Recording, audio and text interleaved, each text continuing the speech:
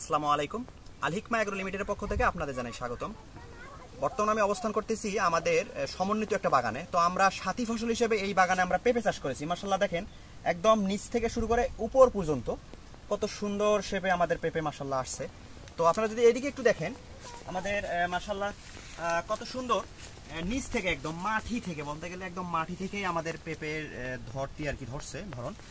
আপনারা যদি এই ধরনের পেঁপে চাষ সম্পর্কে পরামর্শ নিতে চান এবং সমন্বিত চাষ আপনারা যদি এইদিকে একটু দেখেন আমাদের দেখলেই বুঝতে পারবেন।